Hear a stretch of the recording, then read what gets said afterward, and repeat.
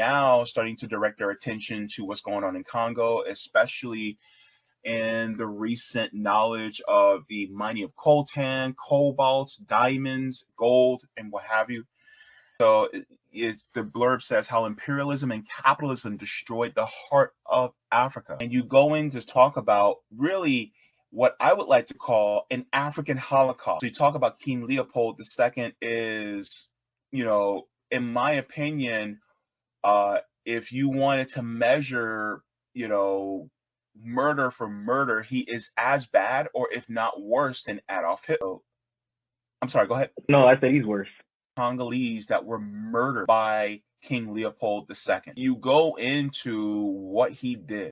Can you speak about the connection between what happened to the Congolese people under King Leopold and the connection between that and the imperialism and colonialism and what we see going on in Gaza? So the biggest tie between what's been happening in the Congo from King Leopold's entrance and the colonial settler project that is Israel against Gaza and Palestinians, there's a resource motivation in there. The Congo was very heavy with, I believe, rubber was the larger of what King Leopold was Yes. exporting.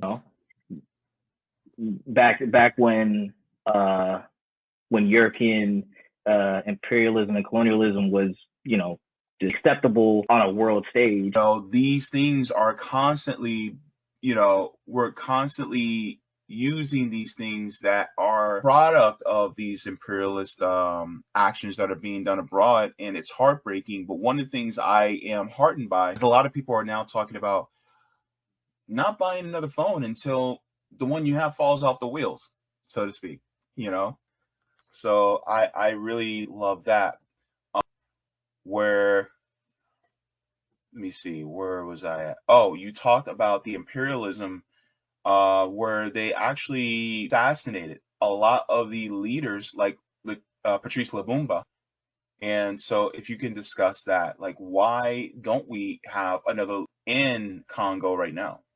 Could possibly be to the sort of the other guy that was elected with Patrice Lumumba, was President Joseph Kasavubu. Kasavubu was not a heavy fan of full Congo independence. I'm not quite sure why, but he wasn't. Whereas what Patrice Lumumba wanted to do was make the Congo its own independent nation, not just, this is the nation of Congo, in terms of nationalizing their resources. Everything would be within their control. And that was what Patrice Lumumba wanted. When the mutiny had happened, following his rise into power, the country was just in a lot of disarray. UN did sort of come in to try to mitigate